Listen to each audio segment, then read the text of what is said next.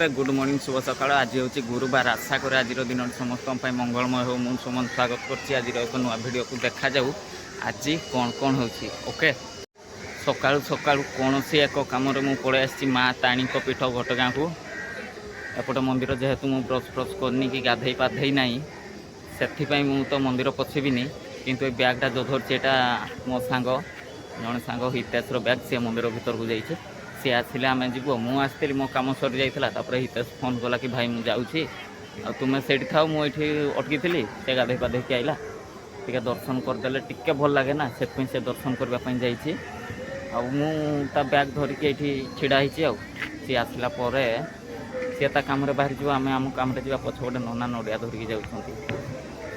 ये है आम माँ ताणी को मुखशाला सेपटे आम पुलिस बीट अच्छी आउ पूजा सामग्री दुकान एपटे दुकान एपटे ये आम पानी टांकी गोटे अच्छे पानी टांकी जो पीवा पानी अच्छी ये मूर्ति वेलकम वेलकम करमको जोटा मझे रखाई सेपटे आम सेल्फी पॉइंट अच्छी आउ से पछपटे जी आमर घोड़े बस कौन कह जाए राजा धनंजय भंज ना कौन जी ताणी को आनी सेपटे कौन मंदिर अच्छी एगुड़ा सब गछपत्र परिपूर्ण जो चैती पर्व थिला ये सब टेंट फेंट आमर मरा होता तो खोली खोला देले। आज मंदिर एत भिड़ ना जेहेतु सकाल सकाल पहुँच जाइए ना ये छिड़ा हाँपाई भी आमको जगह न था।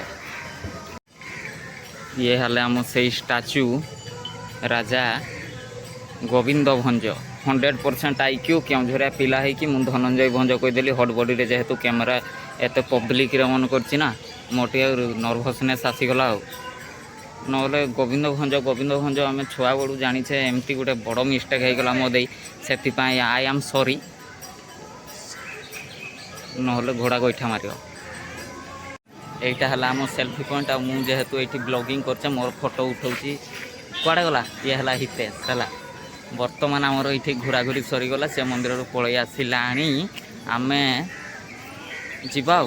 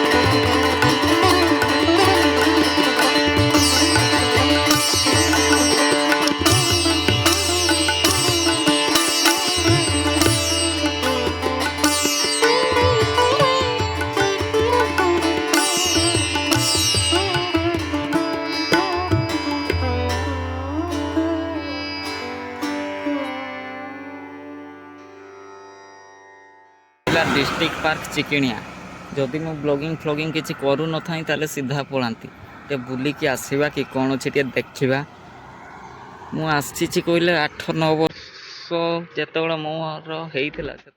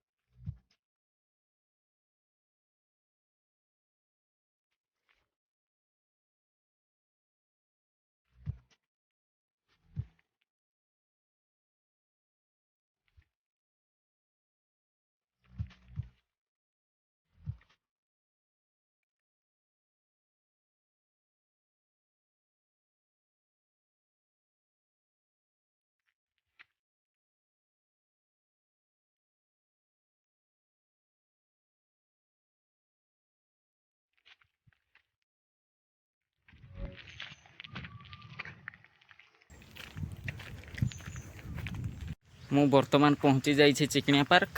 ଚିକିଣିଆ ପାର୍କରେ ତ ଆଉ ସେମିତି ଦେଖିବା ଭଳି କିଛି ନାହିଁ। ଆଗରୁ ଫୁଲ ଫୁଲ ଗଛ ଫଛ ଥିଲା। ଆଗରୁ କହିଲେ ଏଇଟା ବି ହେଇଗଲାଣି 10-15 ବର୍ଷ ପୂର୍ବରୁ।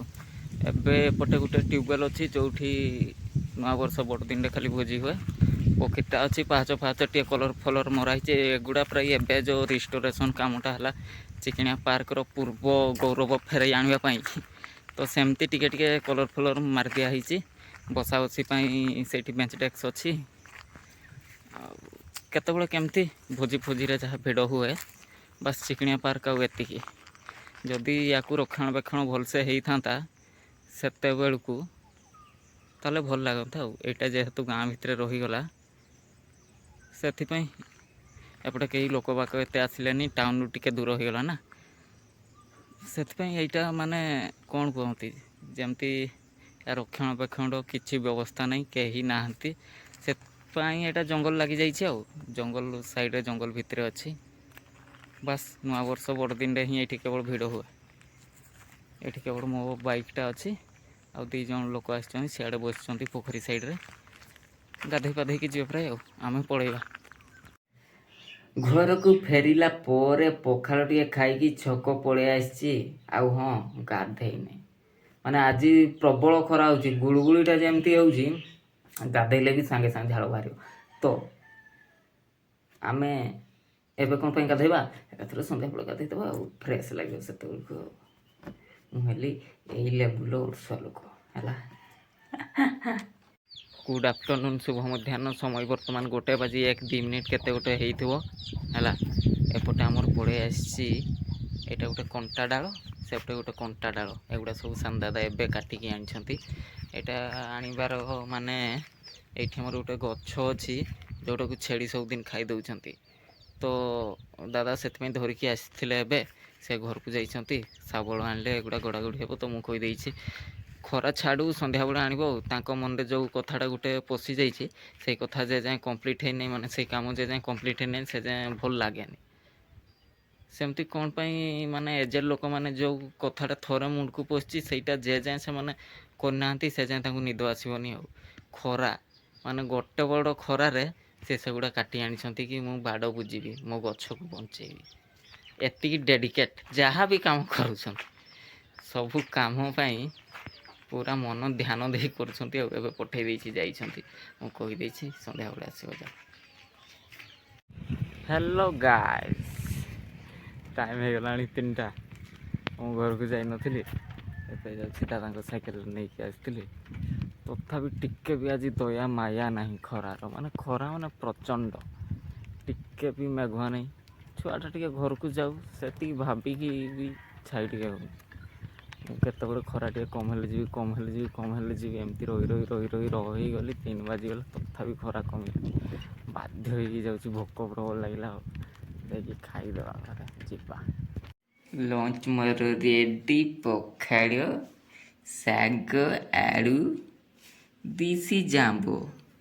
ଇଏ ହେଲା ଗୋଟେ ସିଜନାଲ୍ ଫ୍ରୁଟ୍ ଆମର। ଏଥର ଆମ୍ବ ପାଚିଲାଣି, ସେଥିପାଇଁ ଟିକେ ଆମ୍ବ ଖିଆ ଚାଲିଛି। ଗୁଡ଼୍ ଇଭିନିଂ, ଶୁଭ ସନ୍ଧ୍ୟା। ଛକରୁ ପଳେଇ ଆସିଛି, ଆଉ ବାଡ଼ି ଆଡ଼କୁ ପଳେଇ ଆସିଛି। ଏପଟେ ମୋ ପାଣି ରେଡ଼ି ହେଇଯାଇଛି, ଯେହେତୁ ମୁଁ ଆଜି ସକାଳୁ ଗାଧେଇନି। ଏବେ ଟିକେ ପାଣି ଢଳାଢଳି ହେଇଯିବ। ସେତେବେଳେ ଖାଇବା ପାଇଁ ଆସିଥିଲି 3ଟା ବେଳକୁ, ବଟ୍ ଏପଟେ ହିଁ ପାଣି ଥିଲା ନା, ମୁଁ ତାକୁ ଛୁଇଁ ଦେଖିଲି। ଏତିକି ଟେମ୍ପରେଚର୍ ହାଇ ଥିଲା କି ଅଣ୍ଡା ଦେଲେ ସିଝି ଯାଇଥାନ୍ତା। ଆଉ ମୋର ଇଚ୍ଛା ନଥିଲା ସିଝିବା ପାଇଁ। ଯଦି ମୁଁ ସେୟା ଢାଳି ହେଇକି ଗାଧେଇଥାନ୍ତି ତାହେଲେ ବ୍ରଏଲର୍ ଚାଞ୍ଚିଲା ଭଳିଆ ଚାଞ୍ଛି ହେଇଯାଇଥାନ୍ତି। ଏତେ ଗୋରା ହେବା ବି ମୋର ଆବଶ୍ୟକ ମନେ ହେଉନି। ସେଥିପାଇଁ ମୁଁ କହିଲି ନାଇଁ, ଆମେ କଳା ଛୁଆ, ଠିକ୍ ଅଛୁ, ସନ୍ଧ୍ୟାବେଳେ ହିଁ ଟିକେ ଢାଳି ହେଇଯିବା। ଏବେ ଯଦିଓ ଢାଳି ହେବି, ଢାଳିଲେ ବି ମୋ ଦେହ ସୁଟ୍ କରିବନି, କାରଣ ମୁଣ୍ଡ ଭିଜେଇକି ଗାଧେଇଲେ ଥଣ୍ଡା ଯଦି ହେଇଯିବ ନା, ଥଣ୍ଡା ଛାଡ଼ି ଜାଣିବନି ହେଲା। ସେଥିପାଇଁ ଏଇଠୁ ଏପଟେ ଢାଳି ହେଇଯିବା, ଏଇଠୁ ଇଆଡ଼େ ପୋଛି ହେଇଯିବା। ଆଉ ଟିକେ ଚା ଫା ଟିକେ ପିଇଦେବା, ତାପରେ ପୁରା ଫ୍ରେଶ୍ ହେଇକି ଆସିକି ପୁରା ଫ୍ରେଶ୍ ହେଇଯିବା। ସମୟ ହେଇଯାଇଛି 9:30। ବର୍ତ୍ତମାନ ଆମର ଡିନର୍ ଟାଇମ୍। ଆଜି ଟିକେ ଲେଟ୍ ହେଇଗଲା, କହିଲେ ବାପାଙ୍କୁ ଜଗିଥିଲୁ, ବାପା ଯାଇଥିଲେ ମାର୍କେଟରୁ ଫେରୁ ଲେଟ୍ ହେଇଗଲା। ଆଉ 9:30 ଯେହେତୁ ହେଇଯାଇଛି, ପାଲା ଟାଇମ୍ ହେଇଗଲାଣି। ସେଥିପାଇଁ ଦାଦା ଆଉ ରୋଷେଇ ରୁମ୍ରେ ଖାଇବନି, ପାଲା ଆରମ୍ଭ ହେଇଯିବ ନା। ଏପଟେ ସେ ଗୋଟେ କୋଣରେ ବସିକି ଖାଇଦେଉଛି। କି ପାଇଁ ନା ନାନା ଏପଟେ ବସିଛି, ସେପଟେ ଟିଭି ଚାଲିଛି।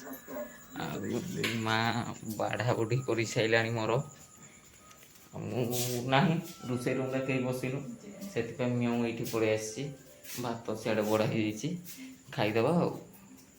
ଇଏ ହେଲା ମୋ ଡିନର୍ ଥାଳି। ସାଇଡ଼୍ରେ ଅଛି ଆମ୍ବ, ଖଟା ପ୍ରିୟ ମୁଁ ଟିକେ। ଇଏ କ'ଣ ଭଜା ହେଇଛି, ଇଏ ହେଲା ଆମ ଶାଗ ଝୁଳ ହେଲା। ପେଜରେ ଦିଆହେଇଛି ଆମର ସଜନା ଶାଗ। ଆହା ଟେଷ୍ଟି।